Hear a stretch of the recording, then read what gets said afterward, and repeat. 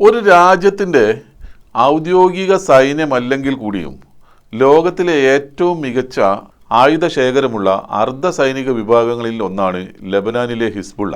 Hezbollah ഉപയോഗിക്കുന്ന പ്രധാന ആയുധങ്ങളും അവയുടെ പ്രത്യേകതകളും എന്തൊക്കെയാണ്? ഹിസ്ബുള്ളയുടെ ഏറ്റവും വലിയ ശക്തി അവരുടെ പക്കലുള്ള ലക്ഷക്കണക്കിന് വരുന്ന റോക്കറ്റുകളാണ്. ഇസ്രയേലിൻ്റെ പ്രതിരോധ സംവിധാനങ്ങളെ മറികടക്കാൻ ഇവക്ക് സാധിക്കാറുണ്ട്. ഒന്ന് കത്യൂഷ റോക്കറ്റാണ്. സോവിയറ്റ് കാലഘട്ടത്തിലെ ഈ ചെറിയ റോക്കറ്റുകളാണ് ഹിസ്ബുള്ള ഏറ്റവും കൂടുതൽ ഉപയോഗിക്കുന്നത്.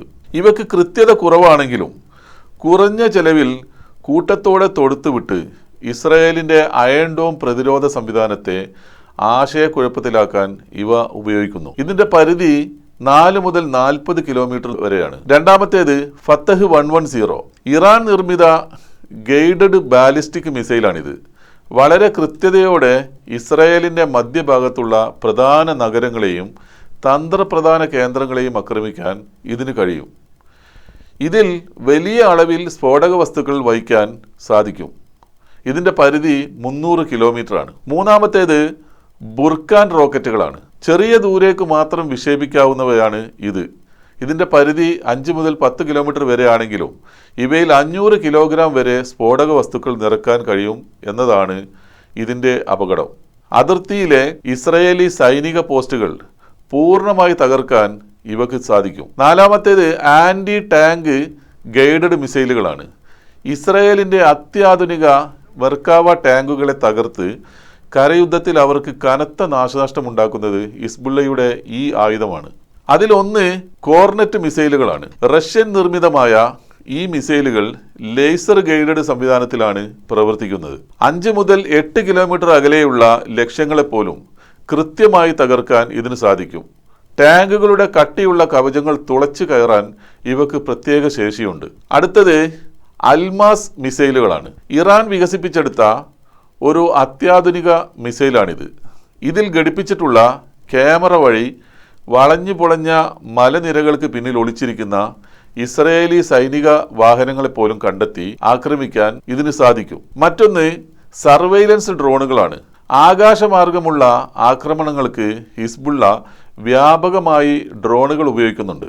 അതിൽ അബാബീൽ, മിർസാദ് തുടങ്ങിയ ഡ്രോണുകൾ സ്ഫോടക വസ്തുക്കൾ നിറച്ച കമിക്കാസെ ഡ്രോണുകളാണ്. വളരെ താഴ്ന്നു പറക്കുന്നതിനാൽ ഇസ്രയേലിൻ്റെ റഡാറുകളിൽ പെടാതെ വ്യോമ പ്രതിരോധ സംവിധാനങ്ങളെ വെട്ടിച്ച് സൈനിക ക്യാമ്പുകളിൽ ചെന്ന് സ്ഫോടനം നടത്താൻ ഇവക്ക് സാധിക്കുന്നു. ഹുദ്ഹുദ് എന്നത് നിരീക്ഷണത്തിനായി ഉപയോഗിക്കുന്ന ഡ്രോണുകളാണ്. അടുത്തിടെ ഇസ്രയേലിൻ്റെ തന്ത്രപ്രധാന സൈനിക കേന്ദ്രങ്ങളുടെയും തുറമുഖങ്ങളുടെയും വ്യക്തമായ ദൃശ്യങ്ങൾ ഈ ഡ്രോൺ ഉപയോഗിച്ച് ഹിസ്ബുള്ള പകർത്തി പുറത്തുവിട്ടിരുന്നു. ഇതിലും മാരകമാണ് ആൻറ്റി ഷിപ്പ് മിസൈൽസ്.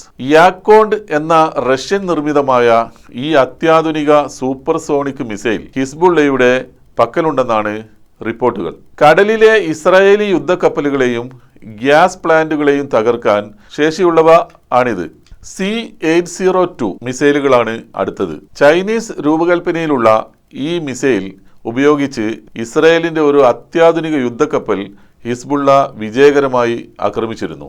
ഹിസ്ബുള്ളയുടെ ആയുധങ്ങളുടെ ഏറ്റവും വലിയ പ്രത്യേകത അവയുടെ വൈവിധ്യവും മൊബിലിറ്റിയുമാണ്.